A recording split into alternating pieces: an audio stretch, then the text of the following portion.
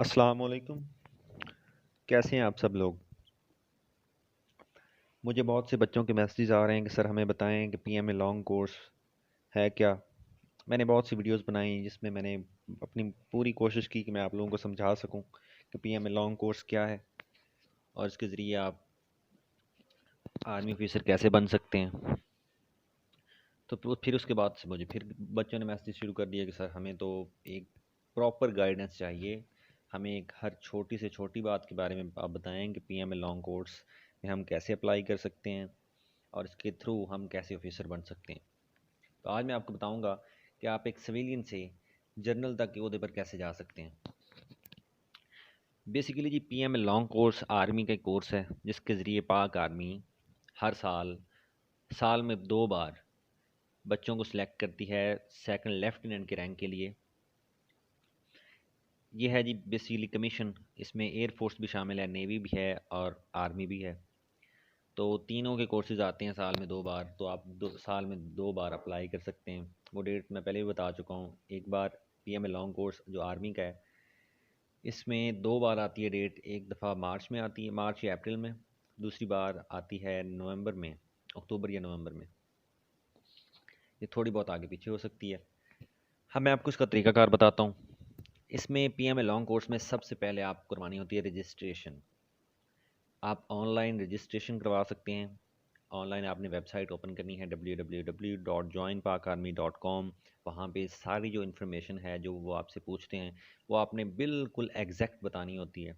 उसमें कोई गलती नहीं करनी, वरना बाद में आपको थोड़ा बहुत मसला हो जाता है, फिर आपको सेंटर जाके वो करेक्ट करवानी पड़ती है। दूसरा तरीका है रजिस्ट्रेशन करने का कि आप हाँ आर्मी सिलेक्शन सेंटर में चले जाओ, जो कि हर मेन सिटी में होता ही है। आप वहाँ पे जाकर रजिस्ट्रेशन करवा लो। अब रजिस्ट्रेशन होने के बाद आपकी रजिस्ट्रेशन पेंडिंग में चली जाती है। वो एक्सेप्ट करते हैं, फिर आपको वो ईमेल सेंड करते हैं कि फ़लाँ दिन आपका टेस्ट है। अब जब आपकी रजिस्ट्रेशन हो गई, आपकी टेस्ट डेट आ गई, अब आपने जो डॉक्यूमेंट्स बताए होते हैं वो भी वेबसाइट पे आपको जाके मिल जाएंगे कौन कौन से डॉक्यूमेंट्स हैं। आपने उन डॉक्यूमेंट्स के थ्रू आपने चले जाना है वो डॉक्यूमेंट साथ लेके आर्मी सिलेक्शन सेंटर में। अब वहाँ पे आपके 3 टेस्ट होने हैं, ठीक है, कंप्यूटर पे होंगे वो। आपने बिल्कुल घबराना नहीं। वहाँ पे बच्चों को जो असल में मुश्किलात होती हैं वो ये होती हैं कि बच्चे बड़े नर्वस होते हैं। उनको होता है कि पता नहीं कौन सा पहाड़ है जो हमसे सर नहीं होगा। अब होता क्या है कि वहाँ पे बच्चे जाके घबरा जाते हैं, उनको जो आता होता है वो भूल जाता है। लेकिन ऐसा आपने बिल्कुल नहीं करना।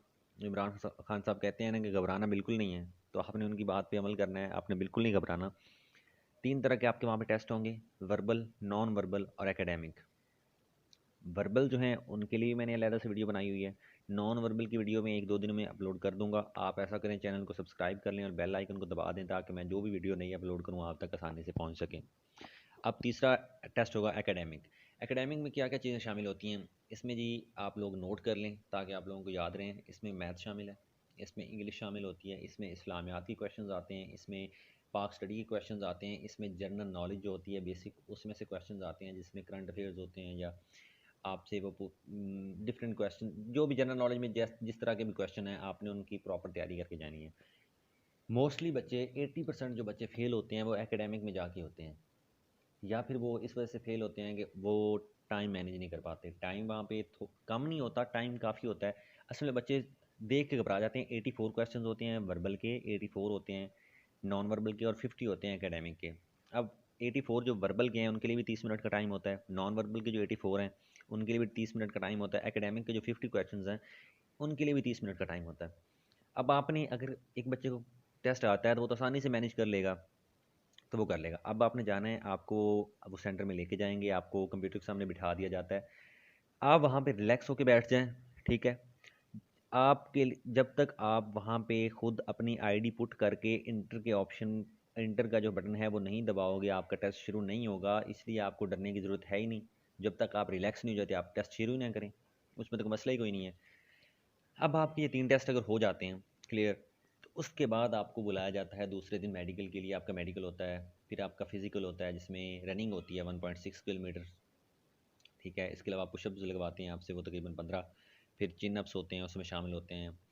उस इसके अलावा वो आपसे डिच क्रॉसिंग होती है 7 फीट की होती है। अब वो घर से प्रैक्टिस करके जाएँ। इसके अलावा इसके लिए मैं अलग से एक वीडियो बना दूंगा। क्योंकि ये वीडियो इस तरह तो बहुत लंबी हो जाएगी, लेकिन मैं आज वीडियो लंबी इसलिए कर रहा हूँ कि मैं आपको हर चीज़ के बारे में डिटेल से समझा सकूँ आपने वहाँ पे कहा जाके कैसे परफॉर्म करना है। अब आ जाती है बात, उसके बाद फिजिकल मेडिकल हो गया। अब आपका इनिशियल इंटरव्यू के लिए आपको फॉर्म दिया जाता है, वो आपने फिल करके उसी दिन या दूसरे दिन जमा करवाना होता है। अब इनिशियल इंटरव्यू में आपके बारे में जितनी भी डिटेल्स वो मांगते हैं, जो जो चीज़ें वो आपसे इनिशियल इंटरव्यू के फॉर्म पे लिखवा रहे हैं, उस हिसाब से आपका इनिशियल इंटरव्यू लिया जाएगा। अब आपने जो जो वहाँ पे चीज़ें पुट कर दी, लिख दी अपनी हॉबीज़ के बारे में, अपने बारे में, आपको क्या आपका 80% जो इंटरव्यू है वो उस आपके फॉर्म से ही लिया जाता है, उसमें से वो क्वेश्चंस बनाते हैं। लेकिन इंटरव्यू क्या होता है, इंटरव्यू के लिए मैं अलग से एक वीडियो बनाऊंगा कि उसमें क्या कैसे पूछते हैं आपको, जहाँ जाके कैसे परफॉर्म करना है। लेकिन आपने सबसे मेन चीज़ है आपकी इमोशनल स्टेबिलिटी और आपका सेल्फ कॉन्फिडेंस। दो चीज़ें आपको इंटरव्यू में आपकी कामयाबी की ज़ामिन होती हैं। अब इंटरव्यू अगर आपका इनिशियल क्लियर हो गया, उसके बाद आपको ISSB फॉर्म दिया जाता है। अब ISSB फॉर्म में आपसे वो हर तरह की डिटेल मांगते हैं, हर तरह की। इसके अलावा मैं बच्चों को बता दूं, जो भी ISSB फॉर्म जाता है सिलेक्शन सेंटर, अगर वो फ़र्ज़ करें अपने घर, उसके घर से दूर है कोई 200 किलोमीटर सिलेक्शन सेंटर, तो वो आपने जो जो डॉक्यूमेंट्स हैं वो घर से पहले से लेके जाने हैं। इसमें बहुत से डॉक्यूमेंट्स मांगे जाते हैं, जैसे आपकी मैट्रिक का रिजल्ट कार्ड है उसकी 5 कॉपीज़ जो अटेस्टेड हों। इसके अलावा इंटर का जो रिजल्ट कार्ड है उसकी 5 कॉपीज़ अटेस्टेड। इसके अलावा आपके बाबा के जो ID कार्ड है उसकी 5 कॉपीज़ जो हैं फ़ोटो कॉपीज़ वो अटेस्टेड की हुई आपके ID कार्ड की। इसलिए ये काफ़ी सारी बन जाती हैं। फिर अगर आप सिलेक्शन सेंटर से काफ़ी दूर हो तो ये आपके लिए मसला होता है, इसलिए पहले से ये काम करके जाएँ। इसके अलावा हर जो बच्चा PMA लॉन्ग कोर्स का टेस्ट देने जा रहा है उसके लिए एक चीज़ बड़ी अहम है, फैमिली रजिस्ट्रेशन सर्टिफिकेट, जो ISSB फॉर्म के साथ लगता है। उसके लिए आई थिंक फ़ी होती है 1000 या 1500। आपके सारे सब घर वालों को नादरा के दफ्तर में जाके वो फैमिली रजिस्ट्रेशन सर्टिफिकेट बनवाना पड़ता है। वो आप बनवा लें पहले, ये बड़ी बेहतर होगा। अगर नहीं बनवाते आप तो आपके लिए बाद में मसला हो सकता है, क्योंकि आपको ये अटैच तो करना ही होता है ISSB के फॉर्म के साथ। जब आपके पास ये नहीं होगा, आपके पास 2 दिन का टाइम होता है ISSB फॉर्म जमा करवाने का, अगर आप लेट हो गए तब भी आपके लिए मसला हो जाएगा, इसलिए ये काम करके जाएँ। उसके बाद आपकी आ जाती है ISSB फॉर्म जमा करवाने के बाद 1 माह बाद डेट आती है ISSB की। अब होता ये है कि बच्चे बिल्कुल ये सोच के जाते हैं कि पता नहीं IS जैसे हमने ये क्लियर कर लिया इनिशियल, ISSB ऐसे ही हो जाएगा, लेकिन ISSB इतना आसान नहीं है। ISSB की वो बच्चा क्लियर कर सकता है जिसको पूरी गाइडेंस हो कि ISSB है क्या, उसमें जाके कैसे परफॉर्म करना है, उसमें कौन कौन से टेस्ट होने हैं। उसके लिए जो बच्चा तैयार होकर जाता है वही सिलेक्ट होता है, अदरवाइज़ आप सिलेक्ट नहीं होंगे, ठीक है, आप रिजेक्ट हो जाएंगे। इसलिए आपने घर से तैयार होके जाना है। अगर आपके कोई बाबा, आपके चाचू, आपके कोई रिश्तेदार, कोई भी जानने वाले दोस्त अहबाब, उनमें से कोई भी आर्मी में है, कमीशन में, तो उससे ज़रूर रहनुमाई हासिल करें। वो आपको बेहतर बता सकता है कि कमीशन में आपने अप्लाई किया तो ISSB में आपको कैसे परफॉर्म करना है। अब अगर 4 दिन का जो ISSB है, अगर आप इंटर सर्विसेज सिलेक्शन बोर्ड से आप सेलेक्ट हो जाते हैं, फिर आपकी 2 साल तक ट्रेनिंग होती है पाकिस्तान मिलिट्री एकेडमी में। वो 3 हैं आई थिंक पाकिस्तान में, उनमें से एक में आपकी होगी ट्रेनिंग। उसके बाद आपको यूनिट भेजा जाएगा 1 साल के लिए। उसके अब 2 साल की ट्रेनिंग के बाद आपको रैंक लगता है सेकंड लेफ्टिनेंट का। 6 माह जब आपकी गुजर जाते हैं सर्विस में तो आपको लेफ्टिनेंट का रैंक मिल जाता है। अब उसके बाद रैंक कौन कौन से मैं आपको वो बता देता हूँ। पहला है सेकंड लेफ्टिनेंट, उसके बाद है लेफ्टिनेंट, उसके बाद है कैप्टन, उसके बाद है मेजर, उसके बाद आता है जी लेफ्टिनेंट कर्नल, उसके बाद कर्नल, उसके बाद ब्रिगेडियर, उसके बाद मेजर जनरल, उसके बाद लेफ्टिनेंट जनरल, और एंड पे जाके जनरल का रैंक है जो आजकल कमर जावेद बाजवा साहब हैं। अब मैंने पूरी कोशिश की है कि मैं आपको सब बता सकूँ कि PMA लॉन्ग कोर्स में जो आपने अप्लाई किया, आप सिविलियन से जनरल तक के ओहदे तक कैसे जा सकते हैं। उम्मीद करता हूँ आपको हर चीज़ बिल्कुल अच्छे तरीके से समझ में आ गई होगी।